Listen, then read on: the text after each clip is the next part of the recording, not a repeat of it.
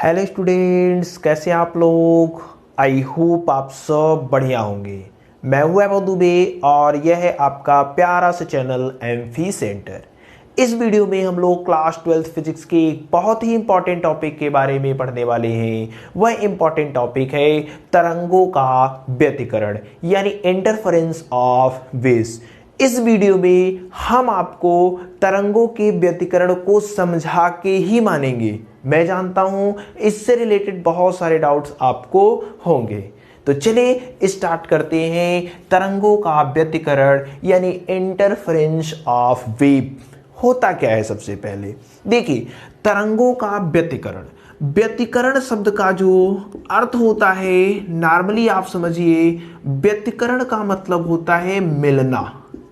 व्यतिकरण का मतलब क्या होता है? मिलना। किसका मिलना? तरंगों का।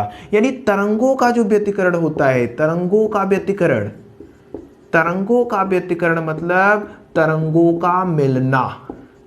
तरंगों का व्यतिकरण मतलब क्या हो जाएगा?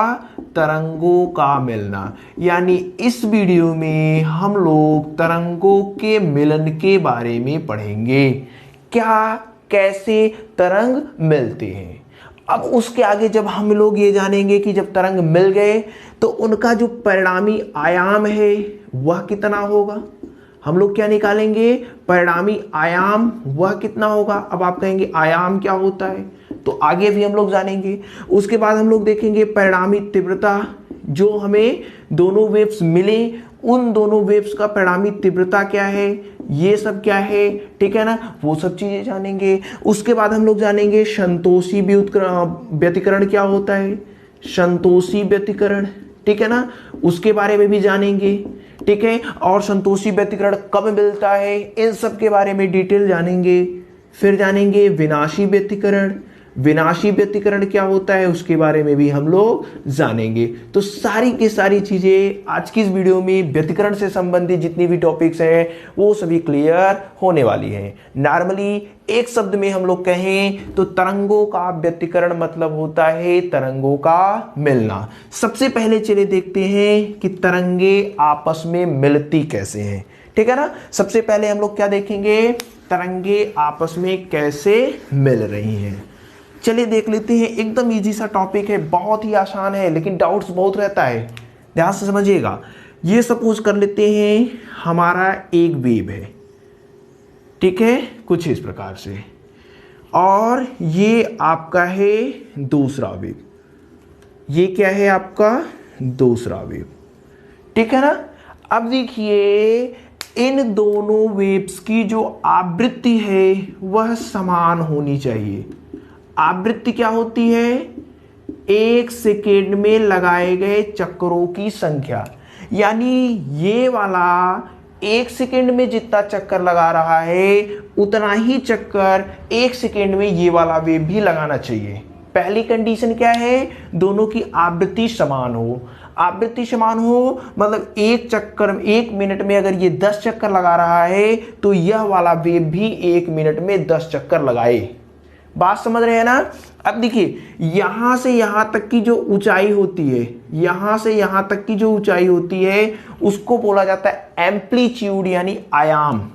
ए क्या है यहां पे? ए क्या है? आयाम है। ए क्या है? आयाम है, ठीक है ना। ए आपका आयाम है। तो मान लेते इस वाले का जो आयाम है वह कितना है? A1 है। इस वाले का जो आयाम है वह कितना है? A2 है। बात समझिएगा। दो वेव्स, आवृत्ति समान। आवृत्ति समान मतलब एक सेकंड में 10 चक्कर ये लगाएगा तो एक सेकंड में 10 चक्कर ये भी लगाएगा। अब देखिए, ये दोनों जब मिलेंगे, ठीक है ना, इन दोनों को हम लोग क्या कर रहे हैं? कहीं से आकर के ये दोनों मिल रहे हैं। तो जब मिलेंगे तब देखिए क्या होगा। जब मिलेंगे तब देखिए क्या होगा। देखिए, यहां पे पहले इसका श्रेण, इसका श्रेण, दोनों ऊपर उठ रही हैं, दोनों ऊपर उठ रही हैं। तो दोनों ऊपर उठ रही हैं यानी क्या होगा? ये थोड़ा सा बढ़ जाएंगी। अरे जितना ये A1 ये A2 दोनों ऊपर ही जा रही हैं पहले पहले, तो दोनों मिल करके क्या होंगी? ऊपर उठेंगी। उसके बाद फिर दोनों नीचे आ रही हैं तो फिर दोनों नीचे आएंगी, ठीक है ना। तो ये कुछ इस प्रकार से मिलेगा। यानी यहां पर जो एम्पलीट्यूड हमें मिलने वाला है वह कितना मिलेगा? A1 प्लस A2 मिलेगा। A1 प्लस A2 मिलेगा, ठीक है।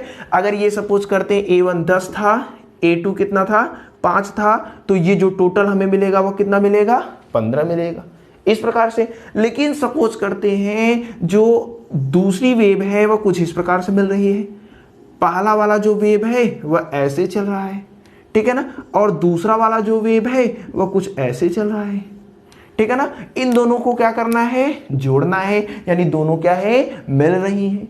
अब जब मिलेंगी, सपोज करते इसका एम्पलीट्यूड कितना है A1 है, इसका एम्पलीट्यूड कितना है A2 है। अब देखिए जब ये दोनों मिलेंगी तो पहले वाले का श्रिंक, पहला वाला ऊपर जा रहा है लेकिन दूसरा वाला नीचे आ रहा है, तब इनका जो रिजल्टेंट होगा वह कैसे होगा बताइए।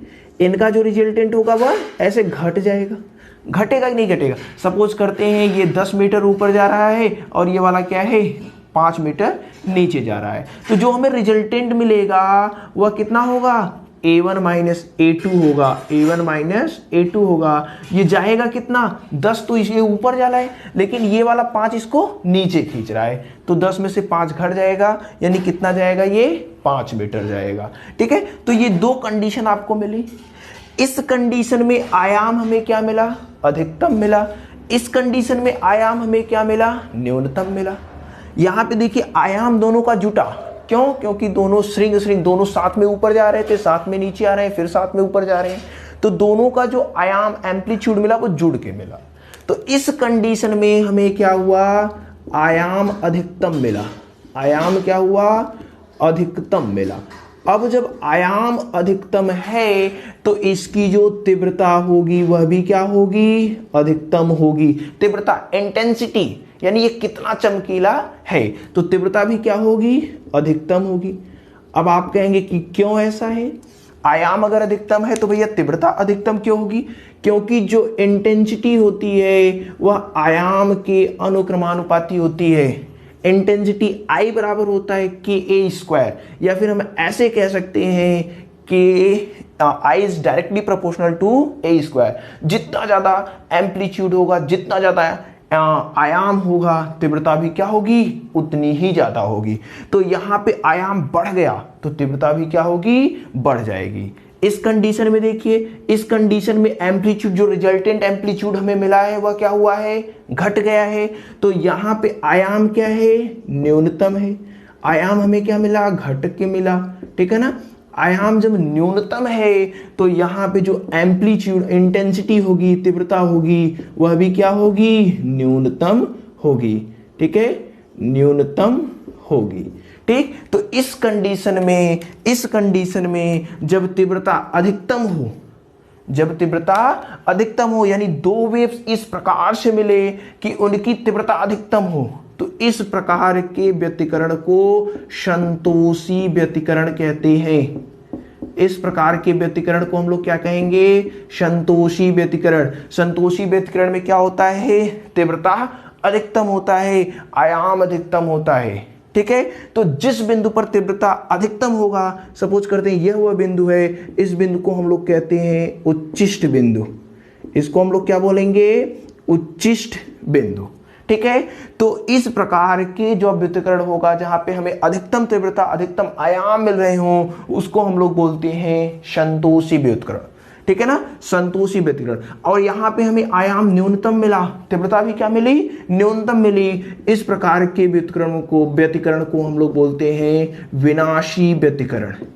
ये कैसा व्यतिकरण है, विनाशी व्यतिकरण है, जहां पे हमें तीव्रता बहुत कम, मतलब देखेंगे तो एकदम अंधकार दिखेगा, यहां देखेंगे तो एकदम उजाला दिखेगा। तो ये कैसा, जहां पे एकदम ब्राइट बने उसे संतोषी व्यतिकरण, ठीक है। और जहां पे एकदम क्या बने, अंधकार टाइप का बने, वहां पे क्या होगा, विनाशी व्यतिकरण। विनाशी व्यतिकरण में क्या होता है, तीव्रता न्यूनतम होती है, और जहां पे तीव्रता सबसे कम, उसको हम लोग बोलते हैं निम्निष्ठ पॉइंट, निम्निष्ठ बिंदु, ठीक है ना, उसको हम लोग क्या बोलेंगे, निम्निष्ठ बिंदु। तो निम्निष्ठ बिंदु यानी कि जहां पे तीव्रता एकदम कम है, उस बिंदु को निम्निष्ठ बिंदु बोलेंगे। तो तरंगों का व्यतिकरण क्या होता है, तरंगों का व्यतिकरण मतलब तरंगों का मिलना, ठीक है। यदि तरंगे ऐसी मिल रही हो, कुछ इस प्रकार से मिल रही हो कि उनका आयाम अधिकतम हो रहा है, तीव्रता भी अधिकतम हो रही है, तो इस प्रकार के व्यतिकरण को संतोषी व्यतिकरण कहा जाता है। ठीक है। संतोषी व्यतिकरण कब मिलेगा? जब श्रृंग श्रृंग से मिले, गर्त गर्त से मिले, यानी दोनों वेव्स ऊपर जा रही हैं साथ में नीचे आ रहे हैं। लेकिन व्यतिकरण के लिए कंडीशन क्या है? आवृत्ति समान होनी चाहिए। यानी 1 सेकेंड में अगर ये 10 चक्कर लगा रहा है तो ये भी 1 सेकेंड में 10 चक्कर लगाना चाहिए, नहीं तो व्यतिकरण नहीं होगा। उसी प्रकार से यहां पे हमने देखा श्रृंग गर्त, यानी एक ऊपर जा रहा है दूसरा नीचे आ रहा है, यानी एम्पलीट्यूड घट जाएगा। जब एम्पलीट्यूड घट गया तो हमें आयाम न्यूनतम मिला, आयाम न्यूनतम मिला तो तीव्रता भी न्यूनतम होगी। क्यों?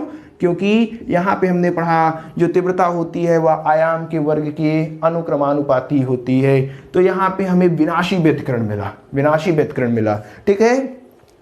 तो ये सब चीजें आप बना सकते हैं, या आप तरंगों की व्यतिकरण में लिख सकते हैं कि समान आवृत्ति की 2 या 2 से अधिक तरंगों के अध्यारोपण से, यानी मिलने से माध्यम के विभिन्न बिंदुओं पर परिणामी तीव्रता उन तरंगों की अलग अलग तीव्रताओं के योग से भिन्न होती है। इस घटना को व्यतिकरण कहते हैं। व्यतिकरण क्या होता है? समान आवृत्ति की 2 या 2 से अधिक तरंगों के अध्यारोपण से माध्यम के विभिन्न बिंदुओं पर परिणामी तीव्रता उन तरंगों की अलग अलग तीव्रताओं के योग से भिन्न होता है। इस घटना को व्यतिकरण कहते हैं। जिन बिंदुओं पर परिणामी तीव्रता अधिकतम होती है उस बिंदु को उच्चिष्ट बिंदु तथा वहां हुए व्यतिकरण को संतोषी व्यतिकरण कहते हैं। जैसा कि आप लोगों ने समझा, संतोषी व्यतिकरण क्या होता है? जिन बिंदुओं पर परिणामी तीव्रता अधिकतम होती है उन बिंदुओं को उच्चिष्ट बिंदु तथा वहां हुए व्यतिकरण को संतोषी व्यतिकरण कहते हैं। जिन बिंदुओं पर परिणामी तीव्रता न्यूनतम होती है उस बिंदु को निम्निष्ट बिंदु कहते हैं। जिन बिंदु पर परिणामी तीव्रता न्यूनतम होती है उस बिंदु को निम्निष्ट बिंदु कहते हैं। और वहां हुए व्यतिकरण को हम लोग क्या बोलते हैं? विनाशी व्यतिकरण बोलते हैं। तो इतना जानते रहिए कि संतोषी व्यतिकरण होगा तो तीव्रता अधिकतम होगी, विनाशी व्यतिकरण होगा तो तीव्रता न्यूनतम होगी। यानी कि जहां संतोषी व्यतिकरण होगा वहां पे अधिक चमकीला आपको दिखाई देगा, जहां पे विनाशी व्यतिकरण होगा वहां पे आपको अंधकार दिखेगा। क्या दिखेगा? अंधकार दिखेगा। ठीक है। अब चलिए चेक करते हैं कि 2 वेव्स हैं, ठीक है ना। दोनों वेव्स जब आपस में मिलेंगी तो उनका रिजल्टेंट एम्पलीट्यूड कितना होगा, यानी कि परिणामी आयाम कितना होगा। उसके बाद हम लोग जानेंगे कि उसका जो परिणामी तीव्रता होगी वह कितनी होगी, परिणामी तीव्रता उनकी कितनी होगी। चलिए चेक कर लेते हैं। अब आपका जो नेक्स्ट हेडिंग होगा वह होगा, शायद से चेक कर लेते हैं आपको दिख रहा है कि नहीं। थोड़ा सा नीचे लिखना होगा हमें, तब आपको स्पष्ट दिखेगा। ठीक है। शायद से यहां पे आपको दिख रहा हो परिणामी, नेक्स्ट हेडिंग आप लोग लगा लीजिए, परिणामी आयाम और तीव्रता का व्यंजक। बहुत ही इंपॉर्टेंट चीज है, बहुत आसान है, बस आप समझिएगा। लास्ट तक बिना स्किप करेंगे देखेंगे तो सब कुछ आपको आ जाएगा, कोई भी दिक्कत नहीं होगी।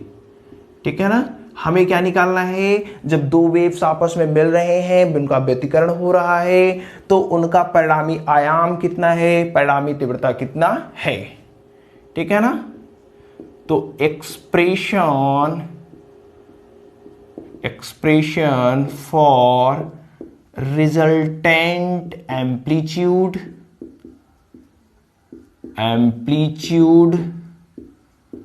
And intensity. बात समझ में आई? चलिए, 2 वेव हैं। सबसे पहले आपको वेव का इक्वेशन पता होना चाहिए। सबसे पहले आपको क्या पता होना चाहिए? वेव का इक्वेशन। वेव का इक्वेशन होता है y is equal to a sine omega T minus K X. ये क्या है? वेव का इक्वेशन है। a क्या है? एम्पलीट्यूड है। a क्या है? एम्पलीट्यूड। और ये जो क्वांटिटी है omega T minus K x, इसको बोलते हैं कला। इसको क्या बोला जाता है? कला। इंग्लिश में बोलते हैं फेज। ठीक है ना। ये क्या है? एम्पलीट्यूड, आयाम। और ये जो क्वांटिटी है omega T minus K x, इसको बोलते हैं कला। इसके पहले हम लोगों ने कला के बारे में जाना था। और ये क्या है, विस्थापन है, यानी कि वह वेग टी समय के बाद कितना विस्थापित हुई है, वह क्या है, y है। ठीक है, तो ये सब चीजें आप जान गए होंगे। तो मान लेते हैं सबसे पहले कि दो तरंगे हैं, माना दो तरंगे, हम क्या ले लेते हैं, माना दो तरंगे, एकदम आसान है, आसानी से समझेंगे चीजों को, जिनके आयाम हमने दो तरंगों को लिया है, जिनके आयाम क्या है, a1 व a2 हैं, जिनके आयाम क्या है, a1 व a2 हैं, तथा विस्थापन कितना है, विस्थापन कितना है, y1 व y2 है। अतः y1 व y2 है। अतः y1 वेव इक्वेशन पहले वाले वेव का, पहले वाले तरंग का जो इक्वेशन हो जाएगा वो क्या हो जाएगा बताइए, y1 is equal to a1 sine omega T minus K X. ठीक है, ये पहले वाले वेव का इक्वेशन है। दूसरे वाले वेव का इक्वेशन हो जाएगा y2 is equal to a2 sine omega T minus K X plus phi ले लेते हैं। फाई क्या है, फाई है कलांतर, यानी इन दोनों में कला का अंतर। आप जानते हैं इसको कहते हैं और इस पूरे को क्या बोलते हैं, कलांतर। ठीक है, तो दोनों में कला का कितना अंतर है, फाई है। अरे इसमें से ये वाले घटा देंगे तो फाई ही आएगा। तो दोनों इक्वेशनों में कितने का कलांतर है, दोनों इक्वेशनों में कलांतर क्या है, फाई है। ये बात आप जानते रहिए। अब देखिए दोनों वेव्स आपस में क्या होंगी, मिलेंगी। कैसे मिलती है, अध्यारोपण के सिद्धांत से, क्लास 11th में आपने पढ़ा होगा। ठीक है, तो अध्यारोपण के सिद्धांत से, यहां ध्यान दीजिएगा, अध्यारोपण के सिद्धांत से, ठीक है, अध्यारोपण के सिद्धांत से ये क्या होंगी, आपस में मिलेंगी। अध्यारोपण के सिद्धांत से, अध्यारोपण के सिद्धांत से जो परिणामी विस्थापन होगा वो हम लोग निकालते हैं। मतलब दोनों मिलेंगे तो कैसे मिलेंगे, परिणामी विस्थापन, परिणामी विस्थापन हो जाएगा आपका, परिणामी विस्थापन हो जाएगा y is equal to y1 plus y2। दोनों मिलेंगे तो रिजल्टेंट उनका कितना विस्थापन होगा, y1 प्लस y2 होगा। दोनों को आपस में क्या करेंगे, जोड़ देंगे। ठीक है ना, तो यहां पे चलिए y1 इज इक्वल टू कितना हो जाएगा, y1 इज इक्वल टू कितना है, a1 sine omega T minus K x है। ठीक है ना, उसके बाद y2 कितना है, a2 sine omega T minus K X plus five है। अरे y2 का मान उठा करके रख दिया। अब देखिए इसी चीज को हम ऐसे लिख रहे हैं, यहां पे देखिए इसको ओमेगा टी प्लस ऐसे लिख दिया, कोई दिक्कत, omega T minus K x को एक साथ लेगा, फाइव को एक साथ लेगा।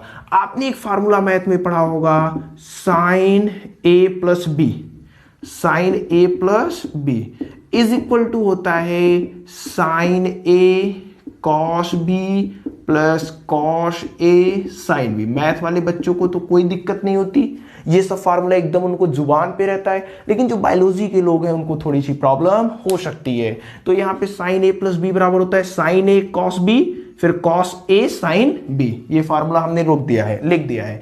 तो देखिए यहाँ पे साइन, इस पूरे को ए मानेंगे, इसको बी मानेंगे, और इसी फार्मूले पे क्या करेंगे, तोड़ेंगे। तो क्या हो जाएगा, ध्यान से समझिएगा, y इज इक्वल टू हो जाएगा a1 sine omega T minus K x. पहले वाले में कोई बदलाव नहीं हुआ, दूसरे वाले को इस वाले फार्मूले से तोड़ देते हैं। कितना हो जाएगा, देखिए a2 तो रहेगा, a2 में कोई ये इसी को तोड़ रहे हैं ना, साइन a प्लस बी से क्या हो जाएगा, देखिए साइन a है तो a के स्थान पर हम लोग क्या मानेंगे, omega T minus K X plus sine B, नहीं इनटू है कॉस बी, तो कॉस बी, बी के स्थान पर क्या लिया है, फाइव। दिख रहा है कि नहीं, मैं एक बार चेक कर लेता हूं आपको।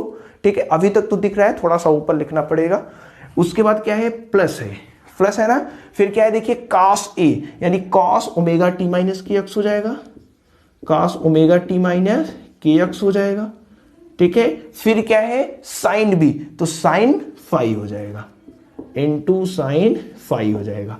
दिख रहा है कि नहीं, मैं एक बार फिर से देख लेता हूं।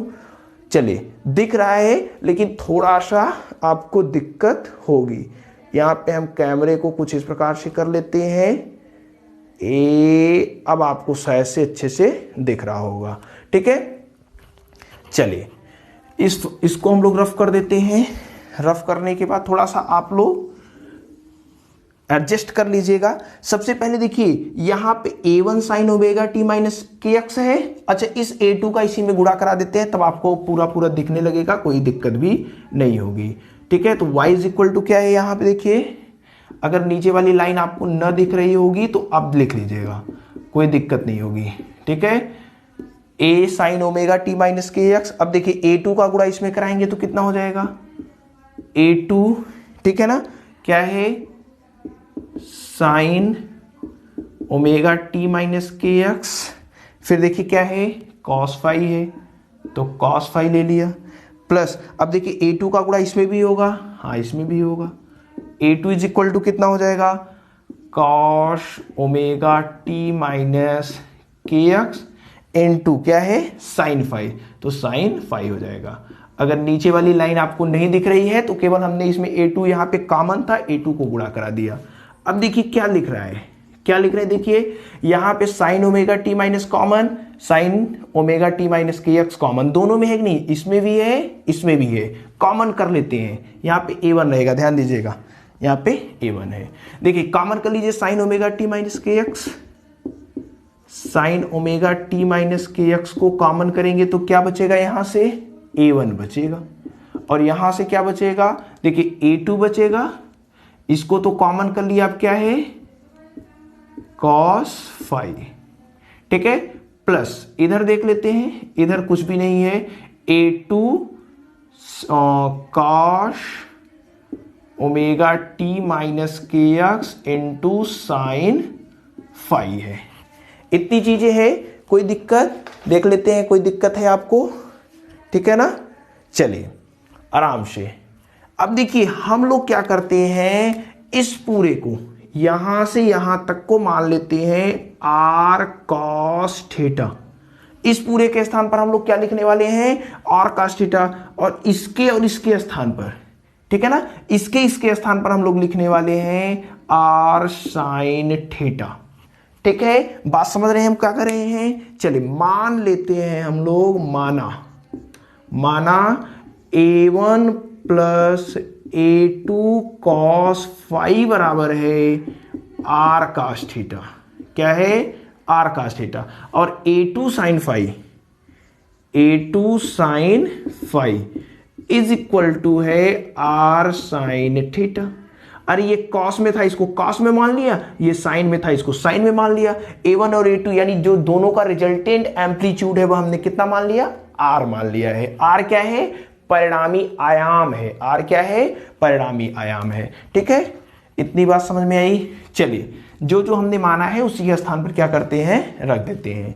चलिए अतः y इज इक्वल टू कितना हो जाएगा, देखिए sine omega T minus K X, sine omega T minus K X into a1 plus a2 cos phi, a1 plus a2 cos phi के स्थान पर क्या लिखते हैं आर कॉस थीटा, प्लस क्या है देखिए a2 sine phi, a2 sine phi, पहले इसको लिख लेते हैं cos omega T minus K x को, cos omega T minus K x को, उसके बाद a2 साइन फाई लिख लेते हैं। तो a2 साइन फाई के स्थान पर क्या लिखना है, आर साइन थीटा लिखना है। अच्छा देखिए r इसमें भी है इसमें भी है, दोनों में है, कॉमन कर लेते हैं। y इज इक्वल टू कितना होगा, r कॉमन करेंगे तो क्या होगा, देखिए sine omega T minus K x, ध्यान से समझेंगे तभी चीजें आएंगी, है बहुत आसान बहुत आसान बहुत आसान, लेकिन ध्यान से समझेंगे तब आएगा। r कॉमन कर लिया है, क्या बचेगा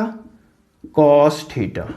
अब देखिए यहां से क्या बचेगा, cos omega T minus K x, और यहां क्या है साइन थीटा। अब देखिए एक फार्मूला यहां पे बन रहा है, देखिए ये क्या है साइन ए, ये क्या है कॉस बी, ये क्या है कॉस ए, ये क्या है साइन बी। अभी अभी हमने फार्मूला पढ़ा sign A cos B plus cos A sine B किसका फार्मूला होता है बताइए, साइन ए प्लस बी का फार्मूला होता है। जानते हैं बताइए। अभी हमने यहाँ पे तोड़ा था, यहाँ पे हमने क्या किया था इसी फार्मूले से तोड़ा था, फिर इसी फार्मूले से कंबाइंड कर रहे हैं। अतः y इज इक्वल टू कितना होगा, ध्यान से समझिएगा, r तो रहेगा ही रहेगा, रहा है। इसके बाद देखिए इसको sign A cos B plus cos A sine B क्या होता है साइन ए प्लस बी, यानी साइन ए क्या है बताइए omega T minus K x है, omega T minus K x है, प्लस बी क्या है थीटा है, तो क्या हो जाएगा थीटा हो जाएगा। तो यहां से y इज इक्वल टू मिला, जो हमें रिजल्टेंट विस्थापन का जो हमें नया समीकरण मिला, जब दोनों समीकरण आपस में मिली, सॉरी दोनों वेव्स, दोनों तरंग आपस में मिली, तो उस तरंग का जो नया इक्वेशन हमें मिला है, जो नए तरंग जब व्यतिकरण हो गए मिल गई हैं, तब उनका जो हमें समीकरण मिला है वह यह मिला है। ठीक है ना। अब आप बताइए यह वाला समीकरण क्या इस वाले से मिल रहा है कि नहीं, y है, r है, a है, साइन है, omega T minus K X plus theta है, हाँ है। ठीक है, यानी ये जो हमें मिला है, यह जो हमें मिला है, यह क्या मिला है नए वाले समीकरण का, नए वाले वेव्स का, नए वाले तरंग का इक्वेशन मिला है, समीकरण मिला है। और यहां r क्या है परिणामी आयाम है, r क्या है परिणामी आयाम है, रिजल्टेंट एम्पलीट्यूड है, और थीटा क्या है कलांतर है, थीटा क्या है कलांतर है, परिणामी कलांतर है। बात समझ रहे हैं। इतनी चीजें पहले आप लोग नोट कर लीजिए, इतनी चीजें आप लोग नोट कर लीजिए, कोई दिक्कत आई थिंक आपको नहीं होनी चाहिए, एकदम आसान है, सब कुछ दिख रहा है, कोई भी दिक्कत नहीं होगी। ठीक है ना। तो जो रिजल्टेंट हमें मिला है वह कितना मिला है r sign omega T minus K X plus theta. ये जब दोनों वेव्स मिली, दोनों तरंगे मिली, तो उनका जो इक्वेशन मिला हमें ये मिला। अब हमें निकालना है परिणामी आयाम का मान कितना है, हमें क्या निकालना है परिणामी आयाम का मान कितना है। इधर का रफ कर दें, नोट कर लीजिए, स्क्रीनशॉट ले लीजिए, कोई दिक्कत, चलिए रफ कर देते हैं। देखिए यहां से हमें चीजें मिल रही हैं, हमें क्या निकालना है परिणामी आयाम, यानी जब दोनों इक्वेशन मिली तो उनका एम्पलीट्यूड, रिजल्टेंट एम्पलीट्यूड कितना है, वही हमें क्या करना है निकालना है। तो देखिए हमने यहां पे कुछ चीजें माना था, इसीलिए इसको रफ नहीं किया है। देखिए हमने क्या माना है a1 plus a2 cos phi, a2 sine phi, इसको मान लिया है r cos थीटा के बराबर, इसको मान लिया r साइन थीटा के बराबर। तो इसको बोल देते हैं कोई समीकरण नंबर 1, इसको बोलते हैं समीकरण नंबर 2। हम क्या कर रहे हैं समीकरण 2 का स्क्वायर, समीकरण 2 का स्क्वायर, ठीक है, प्लस समीकरण 1 का स्क्वायर करके दोनों को क्या कर रहे हैं जोड़ दे रहे हैं, जोड़ देते हैं। तो चलिए इसका स्क्वायर करेंगे, तो पहले इसका स्क्वायर करते हैं, तो a1 plus a2 cos phi, ठीक है, इसका स्क्वायर कैसे जुड़ता है बताइए, लेफ्ट हैंड साइड के साथ, राइट हैंड साइड के साथ। अब इसका स्क्वायर करेंगे तो a2 स्क्वायर हो जाएगा साइन स्क्वायर फाई हो जाएगा, ठीक है ना। इधर स्क्वायर करेंगे तो क्या हो जाएगा r square cos square theta, sorry पहले दो वाले का कर रहे हैं तो साइन है, तो साइन स्क्वायर थीटा, ठीक है, प्लस इसका करेंगे तो क्या हो जाएगा r square cos square theta हो जाएगा, ठीक है ना। अब ध्यान से कुछ चीजों को समझिएगा, इसको a प्लस बी के होल स्क्वायर पर तोड़ रहे हैं, इसको क्या कर रहे हैं a प्लस बी के होल स्क्वायर पे तोड़ रहे हैं, तो a1 square plus a2 square cos square phi plus 2a1 a2 cos phi हो जाएगा, a का स्क्वायर प्लस b का स्क्वायर प्लस 2a1 ab, तो इसको हमने तोड़ दिया। इधर क्या बचा है देखिए a2 square sine square phi हो जाएगा, is equal to r square दोनों में कॉमन है तो क्या हो जाएगा, देखिए sine square theta plus cos square theta, ठीक है ना। Sine square theta cos square theta का मान, इस पूरे का मान कितना होगा, 1 हो जाएगा, ठीक है। अब देखिए ये राइट हैंड साइड वाला हम पहले लिख दे रहे हैं, इसको क्या कर रहे हैं, पहले लिख दे रहे हैं। तो यहां से आर स्क्वायर और इसका मान क्या होगा, 1 होगा, 1 लिख दिया। अब देखिए यहां पे क्या बचा है, a1 स्क्वायर, देखिए a2 square cos square phi, a2 square sine square phi, इसमें इस वाले में और इस वाले में क्या कॉमन है, ध्यान से समझिएगा, a2 स्क्वायर कॉमन है क्या, इसमें भी a2 स्क्वायर है, इसमें भी a2 स्क्वायर है, कॉमन कर लेते हैं। बचा क्या यहां, देखिए cos square phi plus sine square phi हो जाएगा, ठीक है ना, कॉमन कर लिया। और क्या बचा है, देखिए 2a1 a2 कॉस फाई, थोड़ा सा रफ कर देते हैं, कॉस फाई। बात समझ में आई, क्या बचा, हाँ चलिए देखिए आर स्क्वायर का गुणा 1 में करेंगे, आर स्क्वायर ही आएगा, a1 स्क्वायर, हाँ ये देखिए cos square theta plus sine square theta, या sine square theta plus cos square theta का मान 1 होता है, तो इसका मान क्या हो जाएगा, 1, a2 स्क्वायर हो जाएगा। इधर क्या बचा है, 2a1 a2 कॉस फाई। बात समझ में आई, यानी जो रिजल्टेंट एम्पलीट्यूड परिणामी आयाम मिलेगा वह कितना होगा, a1 square plus a2 square plus 2a1 a2 cos phi. इतनी बात समझ में आई नहीं, देखिए जो नया वाला वेव हमें मिलेगा, जो नया वाला तरंग मिलेगा, उसका समीकरण क्या होगा, y is equal to R sine omega T minus K X plus theta. उस नए वाले तरंग का एम्पलीट्यूड कितना होगा, परिणामी आयाम कितना होगा, a1 square plus a2 square plus 2a1 a2 plus into cos phi. देखिए आयाम निर्भर किस पर कर रहा है, फाई पे। फाई क्या था, कलांतर था, याद करिए y बराबर हम y1 माना था हमने क्या, a sine omega T minus K x, और y2 बराबर माना था a2 sine omega T minus K X plus phi. Phi क्या था, कलांतर। तो जो एम्पलीट्यूड है वह किस पर निर्भर कर रहा है, फाई पर निर्भर कर रहा है, ठीक है। चलिए अच्छा थीटा का मान निकाल लेते हैं, थीटा का मान निकालते हैं, जो आपका क्या आया है, हमें ये थीटा कलांतर आया है नए वाले वेव का, ठीक है ना, तो उसको भी निकाल लेते हैं। चलिए यहां पे हमें क्या था, लिख लेते हैं, यहां पे था आपका इसी का तो उपयोग है, a1 plus a2 cos phi, ठीक है, इसको रफ कर देते हैं। देखिए हमें मान किसका चाहिए, थीटा का मान चाहिए। तो थीटा का मान कैसे निकलेगा, देखिए इसको हम लोग एक साइड से लिखेंगे तब जाकर के आपको समझ में आएगा। यहां पे देखिए समीकरण 2 का भाग समीकरण 1 में दे देते हैं, समीकरण 2 भागे समीकरण 1, समीकरण 2 का समीकरण 1 में भाग देंगे। तो पहले चलिए इधर से स्टार्ट कर, चाहे इधर से स्टार्ट करें कोई दिक्कत नहीं। तो समीकरण 2 क्या है, आर साइन थीटा बट्टे क्या है, समीकरण नंबर 1 यानी आर कॉस थीटा। बात समझिएगा, is equal to right side में चलते हैं, तो इधर क्या है, a2 साइन फाई बटे क्या हो जाएगा, a1 plus a2 cos phi, ठीक है ना। इतनी बात समझ में आई। अब चलिए इसको रफ कर देते हैं, सब आपने नोट कर लिया होगा, आई होप सब चीजें आपको आ रही होंगी, कोई भी दिक्कत नहीं होगी। चलिए देख लेते हैं। अब देखिए यहां पे ये आर इस आर से कैंसिल, साइन थीटा बटे कॉस थीटा का मान कितना आ गया, टेन थीटा। टेन थीटा बराबर कितना हो जाएगा, a2 साइन फाई बटे a1 plus a2 cos phi, ठीक है। ये आ गया टेन थीटा का मान। यहां से थीटा का मान निकालना होगा तो टेन इनवर्स उधर चला जाएगा, आसानी से कलांतर प्राप्त कर सकते हैं। तो ये हमें मिल गया क्या, ये हमें मिला रिजल्टेंट एम्पलीट्यूड यानी परिणामी आयाम। ये क्या मिल गया, हमें कलांतर का मान। अभी हमें क्या चाहिए, तीव्रता चाहिए। अभी हमें क्या चाहिए, तीव्रता चाहिए। तो तीव्रता, परिणामी तीव्रता यानी कितनी होगी, वही हमें क्या करना है, निकालना है। तो तीव्रता I इज इक्वल टू क्या होता है, के ए स्क्वायर। के क्या होता है, कांस्टेंट होता है, इसका मान नहीं बदलता।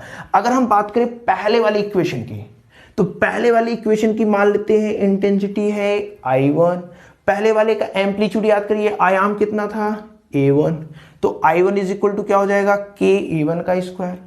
इसी प्रकार से I2 इज इक्वल टू क्या हो जाएगा, KA2 का स्क्वायर। अब ऐसा नहीं कि K1 K2 करने लगेंगे, K कांस्टेंट है, इसका मान नहीं बदलेगा। और जो रिजल्टेंट हमें बाद में एकदम मिला, ठीक है ना, वेव्स, उसका इंटेंसिटी मान लेते हैं कितना है, I है। और I बराबर कितना हो जाएगा, K परिणामी आयाम, वहां पर परिणामी आयाम हमने R माना था, तो क्या हो गया, KR स्क्वायर।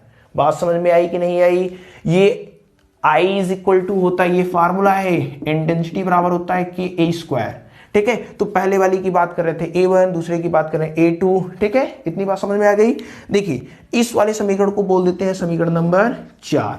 बात समझिएगा, इंटेंसिटी I का मान हमें निकालना है। समीकरण 4 में हम दोनों साइड K का गुणा कर देते हैं। ठीक है, समीकरण 4 में K से गुणा करने पर, गुणा कर दीजिए, तो गुणा करने पर, गुणा करेंगे तो बताइए क्या आ जाएगा, इधर हो जाएगा आपका KR स्क्वायर। सब टर्म में जितने भी पद हैं सभी पदों में होगा KA1 का स्क्वायर प्लस KA2 का स्क्वायर प्लस क्या हो जाएगा 2KA1 A2 cos फाई है। यही है क्या, और कुछ है? चलिए अब देखिए KR स्क्वायर के स्थान पर क्या लिख सकते हैं, I। KA1 का स्क्वायर, KA1 की स्क्वायर के स्थान पर क्या लिख सकते हैं, I1। KA2 स्क्वायर के स्थान पर क्या लिख सकते हैं, I2। ठीक है ना, समझिए बात को। अब यहाँ पे थोड़ी देखिए इसको हमें क्या करना है, बनाना है। तो यहाँ पे 2 है, अंडर रूट के, देखिए k को क्या लिख रहे हैं, अंडर रूट के इंटू अंडर रूट के। देखिए KA1 इंटू अंडर रूट के A2। A1 था, A1 लिखा, A2 था, A2 लिखा, K था, K को दो भागों में तोड़ दिया, अंडर रूट के। बात समझ में आ गई? तो यहां पे क्या हो जाएगा, cos फाई। क्या आ गया, cos फाई हो गया। ठीक है, अच्छा यहां से I इज इक्वल टू कितना हो जाएगा, I1 plus I2 plus 2 under root के A1 का मान देखिए कितना होगा। समझिएगा बात को, एक समझेंगे तो दो रो आ जाएगा। I1 इज इक्वल टू कितना था, KA1 स्क्वायर। दोनों साइड का अंडर रूट ले लेते हैं, अरे I1 यही था ना, तो under root I1 is equal to हो जाएगा अंडर रूट KA1 का स्क्वायर। A1 स्क्वायर तो बाहर निकल जाएगा, under root I1 is equal to यहाँ पे K बाहर निकलेगा, नहीं निकलेगा, लेकिन A1 स्क्वायर बाहर निकल जाएगा तो A1। तो अंडर रूट KA1 के स्थान पर हम लोग क्या लिख सकते हैं, अंडर रूट I1 लिख सकते हैं। तो यहाँ पे अंडर रूट I1 इंटू, इसी प्रकार से ये क्या हो जाएगा, अंडर रूट I2 हो जाएगा इंटू cos फाई। दिख रहा है कि नहीं? शायद से नीचे हो गया हो, आपको न दिख रहा हो। ये लाइन हम थोड़ा सा ऊपर लिख देते हैं, बहुत ज़्यादा नीचे नहीं हो जाता। यहाँ पे क्या है, I1 और इसको क्या लिखेंगे, अंडर रूट I2, और ये क्या है आपका cos फाई। शायद से अब दिख रहा हो। तो ये जो आया है, ये आया है रिजल्टेंट, हमें क्या मिला है, परिणामी इंटेंसिटी तीव्रता मिली है। तो जो नया वेव मिलेगा, उस नए वाले वेव का परिणामी आयाम इतना होगा, कालांतर इतना होगा, इंटेंसिटी इतनी होगी। कोई भी दिक्कत नहीं है। ध्यान से समझिएगा, जो आयाम है वह भी किस पर निर्भर कर रहा है, फाई पे। फाई क्या था, कालांतर था, स्टेट वाला, शुरू वाला कालांतर। यहां भी ये जो इंटेंसिटी आई है, यह भी किस पर निर्भर कर रहा है, फाई पर ही निर्भर कर रहा है। ठीक है, तो दोनों फाई पर निर्भर कर रहे हैं। थोड़ा सा बात समझिएगा, हम अगर आपसे पूछे कि तीव्रता अधिकतम कब होगी, इंटेंसिटी अधिकतम कब होगी, जब cos फाई का मान अधिकतम होगा। अरे cos फाई का मान ज्यादा होगा, क्योंकि I cos फाई पर ही निर्भर कर रहा है, फाई पर ही निर्भर कर रहा है। तो फाई का मान ज्यादा होगा तो इंटेंसिटी का भी मान ज्यादा होगा। ठीक है ना, cos फाई ज्यादा तो इंटेंसिटी ज्यादा। और जब इंटेंसिटी ज्यादा यानी अधिकतम होती है, तो वह स्थिति क्या होती है, बताइए, संतोषी व्यतिकरण होता है। ठीक है, तो यहां पे पहला पॉइंट आप लोग लिखेंगे नोट में, संतोषी व्यतिकरण की स्थिति, यानी संतोषी व्यतिकरण हमें कम मिलेगा। नोट में सबसे पहला पॉइंट यहां नोट कर लीजिएगा। ठीक है, संतोषी व्यतिकरण की स्थिति, हमें दो स्थितियों को लेना है। संतोषी व्यतिकरण कम मिलेगा, उसके बाद हमें लेना है विनाशी व्यतिकरण कम मिलेगा। तो देखिए, संतोषी व्यतिकरण स्थिति के लिए हमें इंटेंसिटी ज्यादा से ज्यादा चाहिए, और इस समीकरण से आप बताइए इंटेंसिटी ज्यादा से ज्यादा कब मिलेगा, जब cos फाई का मान ज्यादा से ज्यादा होगा। और cos फाई का मान ज्यादा से ज्यादा कितना हो सकता है बताइए, cos फाई का मान ज्यादा से ज्यादा 1 हो सकता है। cos फाई का मान ज्यादा से ज्यादा 1 हो सकता है, जहां अच्छा cos कितने अंश का मान 1 हो सकता है, cos कितने अंश का मान 1 हो सकता है, cos 0 अंश का मान 1 हो सकता है, 2 पाई का मान 1 हो सकता है, 4 पाई का मान 1 हो सकता है, 6 पाई का मान 1 हो सकता है। ठीक है ना, cos 0 अंश का मान 1, cos 2 पाई का मान 1, cos 4 पाई का मान 1, cos 6 पाई का भी मान 1 होता है। इसी प्रकार से 8 पाई 10 पाई, यानी जो फाई है वह क्या हो सकता है, देखिए इसको हम लोग क्या लिख सकते हैं 2n पाई, जहां n इज इक्वल टू क्या होगा 0 1 2 डॉट डॉट डॉट, यानी जब 0 रखेंगे तो पहला मान मिलेगा, यहां पे 0 रखेंगे तो पहला मान, 1 रखेंगे तो दूसरा मान, 2 रखेंगे तो ये तीसरा मान, ऐसे मिलता चला जाएगा। यानी संतोषी व्यतिकरण हमें तब मिलेगा जब फाई का मान 2n पाई होगा, यानी 0 हो जाए, 2 पाई हो जाए, 4 पाई हो जाए, 6 पाई, यानी कलांतर 2n पाई के रूप का होगा, तब जाकर के हमें क्या मिलेगा, संतोषी व्यतिकरण मिलेगा। अच्छा चलिए, संतोषी व्यतिकरण मिलेगा तो उस स्थिति में आयाम कितना होगा, जब संतोषी व्यतिकरण हमें मिला यानी इंटेंसिटी एकदम हाई मिली, एकदम चमकीला दिख रहा है, तो इस स्थिति में आयाम कितना वो होता है वो निकाल लेते हैं। तो इस स्थिति में cos फाई का मान कितना हो जाएगा 1 हो जाएगा। अरे आयाम यही आया है तो हमें निकालना है संतोषी व्यतिकरण पर आयाम, यानी cos फाई का मान कितना होना चाहिए 1, cos फाई का मान कितना होना चाहिए 1। अतः आयाम किस कंडीशन में, ध्यान समझिएगा, किस कंडीशन में संतोषी व्यतिकरण की स्थिति में cos फाई का मान कितना हो जाएगा 1। तो आर स्क्वायर आयाम, R square is equal to कितना होगा बताइए, तो R square is equal to होगा a1 square plus a2 square plus 2a1 a2, यानी a1 square plus a2 square plus 2a1 a2। यहां से r इज इक्वल टू कितना हो जाएगा बताइए, a1 प्लस a2 का होल स्क्वायर, ये स्क्वायर वाला फॉर्म में, यहाँ पे आर स्क्वायर है तो यहाँ पे r इज इक्वल टू कितना हो जाएगा a1 प्लस a2। ध्यान समझिएगा, संतोषी व्यतिकरण में जो आयाम होता है वह मैक्सिमम होता है, संतोषी व्यतिकरण में जो आयाम होता है वह क्या होता है, मैक्सिमम होता है। यानी R max is equal to कितना आ गया a1 प्लस a2। याद करिए जब हमने फिगर बना करके ऐसे बनाया हुआ था तो वहां पे एम्पलीट्यूड हमने बताया था a1 प्लस a2 होगा, तो जब भी एम्पलीट्यूड a1 प्लस a2 होगा यानी कि वहां पे क्या है, संतोषी व्यतिकरण हुआ है। ठीक है ना। अब चलिए संतोषी व्यतिकरण में हमें r मिल गया, परिणामी आयाम कितना होगा a1 प्लस a2।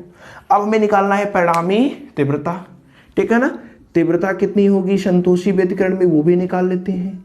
तीव्रता हो जाएगी, देखिए cos फाई का मान कितना लेना है 1, cos फाई का मान कितना लेना है, अरे संतोषी व्यतिकरण में cos फाई इज इक्वल टू कितना होना चाहिए, cos फाई इज इक्वल टू होना चाहिए 1। ठीक है ना, तो cos फाई इक्वल टू हम रख देते हैं 1। ये तो जनरल कंडीशन मिली, इसमें हमें संतोषी व्यतिकरण और विनाशी व्यतिकरण के लिए मान कितना होगा वो सब निकालना है। तो I इज इक्वल टू क्या हो जाएगा, देखिए I1 है प्लस I2 है प्लस क्या है 2 अंडर रूट 1 में ही लिख देते हैं I1 इंटू I2। चूंकि cos फाई का मान संतोषी व्यतिकरण के लिए कितना हो जाता है 1 हो जाता है, तो वो खत्म हो जाएगा।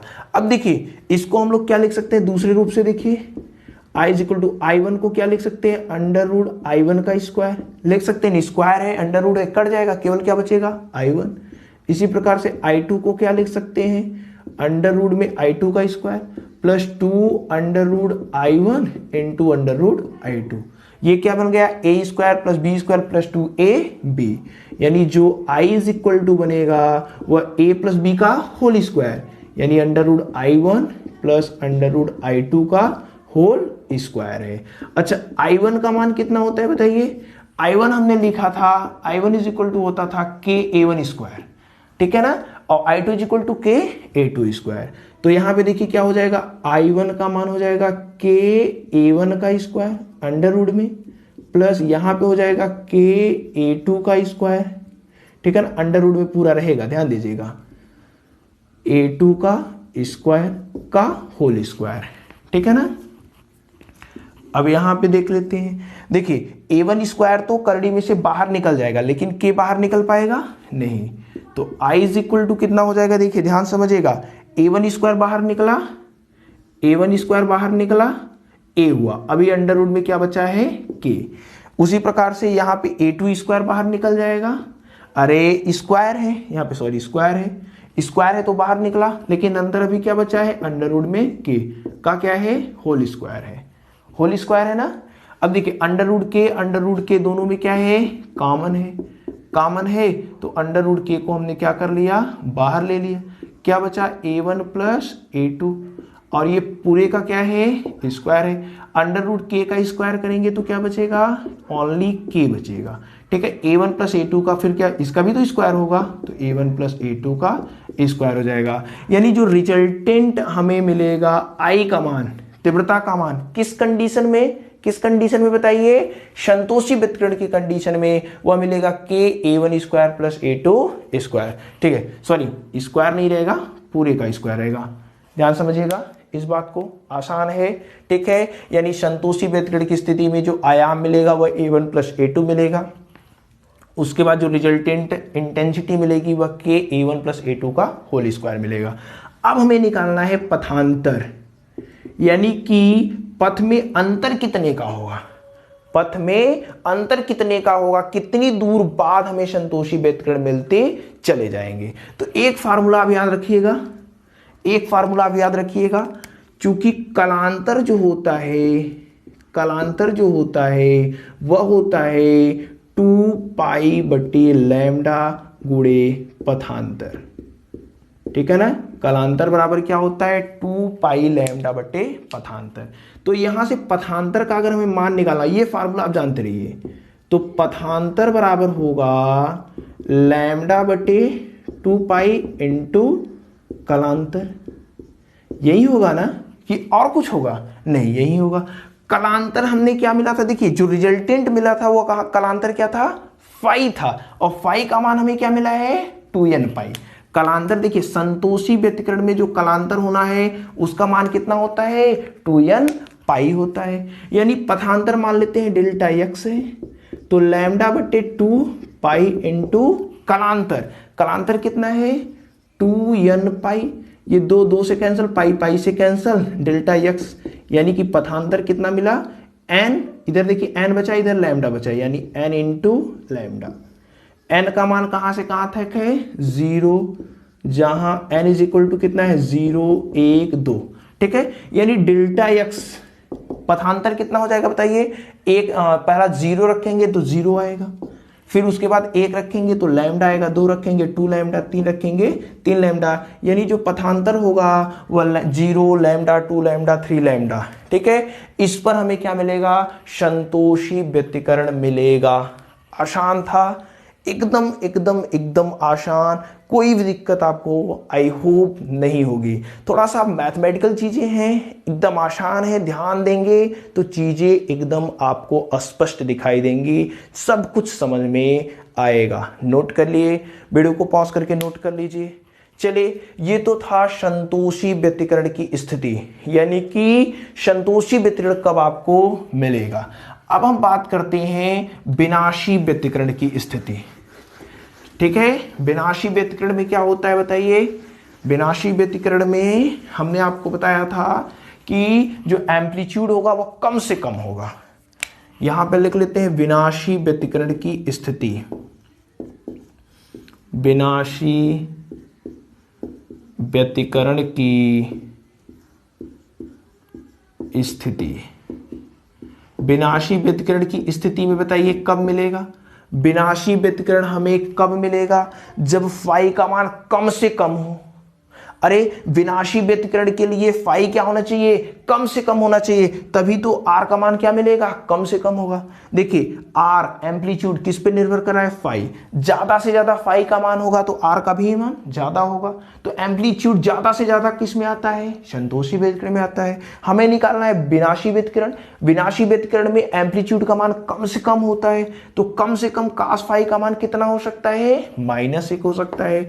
यानी कि विनाशी व्यतिकरण के लिए cos phi is equal to कितना हो सकता है, -1 हो सकता है। अब आप हमें बताइए कि कास कितने अंश का मान -1 हो सकता है, कितने कितने का मान -1 हो सकता है बताइए।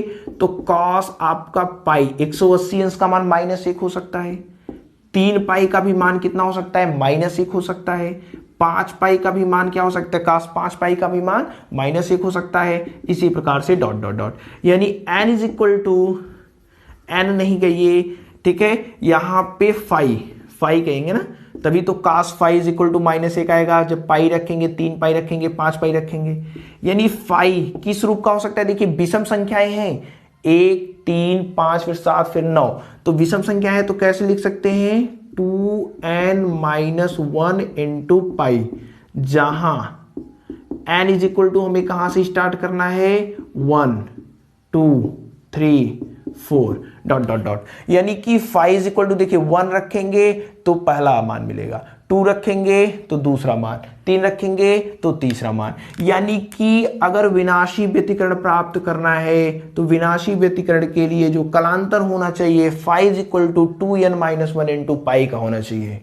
विनाशी व्यतिकरण के लिए कलांतर कितना होना चाहिए, phi is equal to 2-1 into pi होना चाहिए। चलिए अब निकालते हैं कि जब विनाशी व्यतिकरण होता है तो उस समय आयाम कितना मिलेगा, उस समय आयाम कितना मिलेगा, विनाशी व्यतिकरण में आयाम कितना मिलेगा। तो विनाशी व्यतिकरण में कास फाई का मान कितना होना चाहिए, -1 होना चाहिए। तो r is equal to a1 square plus a2 square plus 2a1 a2 cos phi का मान कितना लेना है, -1 लेना है, तो -1 कर दिया। अब इसको रफ कर देते हैं, इसकी कोई जरूरत नहीं है, ठीक है ना। अब देखिए यहां से r square is equal to कितना हो जाएगा, a1 square plus a2 square, minus होगा तो -2a1 a2। ये किसका फार्मूला बन गया है बताइए, r square is equal to हो जाएगा a1 माइनस a2 का होल स्क्वायर, यानी आर अंडर रूट दोनों साइड का क्या ले लेते हैं, वर्गमूल ले लेते हैं, तो क्या हो जाएगा a1 माइनस a2 हो जाएगा। तो यहाँ पे r का जो मान आएगा वह कितना आएगा, a1 माइनस a2, किस स्थिति में, विनाशी व्यतिकरण में। और विनाशी व्यतिकरण में जो एम्पलीट्यूड मिलता है वह हमें कम से कम मिलता है, मिनिमम मिलता है, यानी r मिनिमम का मान कितना होगा, a1 माइनस a2 होगा।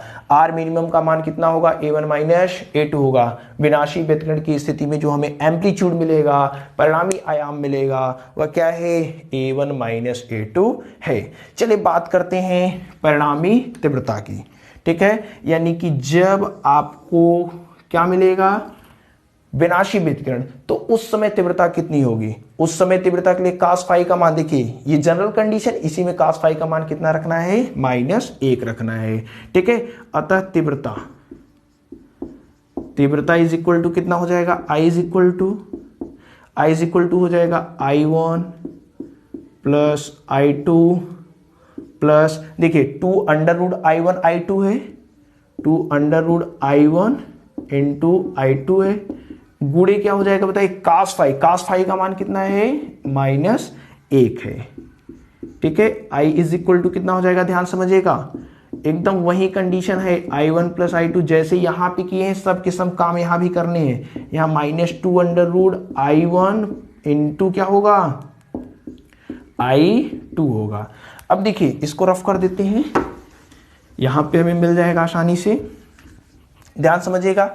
यहां पे देखिए, यहां पे हमने किया है under root I1 plus I2 plus 2 under root I1 I2 था, तो यहां पे माइनस है, बाकी सब काम सेम टू सेम है, जैसे इसको किया है वही काम। तो इसको इस प्रकार से तोड़ेंगे तो हमें क्या मिल जाएगा, देखिए जैसे अभी हमने कहा, इसको अंडर रूट I1 कर देंगे स्क्वायर, फिर अंडर रूट I2 का स्क्वायर करेंगे तो हमें मिल जाएगा under root I1 minus under root I2 का होल स्क्वायर, ठीक है, इसको इस प्रकार से लिख सकते हैं जैसे इसको ये लिखा है। बात समझ रहे हैं? अब इतनी चीजें तो आप समझ रहे होंगे। i इज इक्वल टू कितना हो जाएगा, i1 का मान बताइए कितना है, के a1 का स्क्वायर अंडर रूट में माइनस i2 का मान कितना है, के a2 का स्क्वायर का होल स्क्वायर। a1 बाहर निकल जाएगा, a2 भी क्या होगा, बाहर निकल जाएगा। जो बचेगा देखिए अंडर रूट के कॉमन कर लेंगे, ठीक है, जैसे यहां पे देखिए कॉमन किए है ना, तो चलिए एक लाइन लिख भी देते हैं नहीं तो आपको टेंशन हो जाएगा। a1 बाहर निकला, अंडर रूट के बचा, माइनस a2 बाहर निकला, अंडर रूट के बचा। दोनों में क्या कॉमन है, अंडर रूट के। देखिए i इज इक्वल टू क्या हो जाएगा, अंडर रूट के कॉमन है। अब देखिए अंडर रूट के का स्क्वायर करेंगे तो क्या बचेगा, केवल के बचेगा। वे चीजें समझ रहे होंगे तो ये भी आसानी से आपको आ जाएंगी। इधर क्या बचा है, a1 माइनस a2 का होल स्क्वायर। यानी कि जब कैसा होगा, जब विनाशी व्यतिकरण की स्थिति बनेगी तो उस समय जो हमें I का मान मिलेगा, तीव्रता मिलेगा, वह के a1 माइनस a2 का होल स्क्वायर मिलेगा। विनाशी व्यतिकरण की स्थिति में I इज इक्वल टू क्या मिलेगा, के a1 माइनस a2 का होल स्क्वायर मिलेगा। अच्छा पथांतर निकाल लेते हैं। अब आप कहेंगे कि इसी में सब कुछ लिख ले रहे हैं, समझ में नहीं आ रहा है, ठीक है। तो पथांतर बराबर क्या होता है, लैम्डा बटे 2 पाई इंटू कलांतर। मान लेते हैं पथांतर क्या है, पथांतर क्या है, डेल्टा एक्स है। डेल्टा एक्स बराबर कितना होगा, लैम्डा बटे 2 पाई, फार्मूला जानते रहिए, इंटू कलांतर। कलांतर कितना है, फाई का मान कितना है, 2n माइनस 1 इंटू कितना, पाई। ये पाई से कैंसल। अब 2 का इसमें दे देते हैं भाग, यानी कि delta x is equal to, देखिए 2 का इसमें भाग देंगे तो n बचेगा, 1 में भाग देंगे तो 1/2 बचेगा, और क्या हो गया, लैम्डा। ठीक है, तो यहां पे देखिए n का मान कितना से लेना है, 1 2 3 4 5, यानी कि delta x is equal to कितना हो जाएगा, 1 रखेंगे तो λ/2, 2 रखेंगे तो 3 λ/2। यानी इस प्रकार से अगर आएगा तो हमें क्या मिलेगा, विनाशी व्यतिकरण मिलेगा। यानी पथांतर अगर λ/2 है, 3 λ/2 है, 5 λ/2 है, तो जो व्यतिकरण मिलेगा वह कितने का मिलेगा, विनाशी। यानी कि वहां पे तीव्रता बहुत कम होगी और हमें क्या दिखेगा, अंधकार दिखेगा। ठीक है, तो 1 बाय 1 करके आप सारी चीजों को देखिए, लिखिए, समझिए। ये संतोषी व्यतिकरण की स्थिति में आयाम है, तीव्रता है, उसके बाद क्या है, पथांतर है। ये विनाशी व्यतिकरण की स्थिति में कलांतर है, आयाम है, तीव्रता है, और क्या है, पथांतर है। एकदम चीजें आसान है, कोई भी दिक्कत आपको नहीं होगी। अगर आप 1 बाय 1 करके देखेंगे तो सब चीजें आपको स्पष्ट दिखेगी, स्पष्ट समझ में आएगा। एकदम नॉर्मल कैलकुलेशन, नॉर्मल मैथमेटिक्स, ठीक है, बहुत आसान है। 1 नंबर इस चैप्टर से आपको एक क्वेश्चन बड़े में मिलना लगभग तय होता है। तो आसानी से ये सब चीजें आप लोग अच्छे से समझ करके लिख लीजिए। कोई भी डाउट हो तो कमेंट करके पूछ सकते हैं। आई होप ये वीडियो आपके लिए हेल्पफुल रही होगी। इस वीडियो से आपने कुछ सीखा होगा। अगर ये वीडियो आपके लिए हेल्पफुल हो, इस वीडियो से आपने कुछ सीखा हो, तो वीडियो को लाइक और शेयर कर दीजिएगा। आपसे मिलेंगे अगले वीडियो में, तब तक बेस्ट ऑफ लक।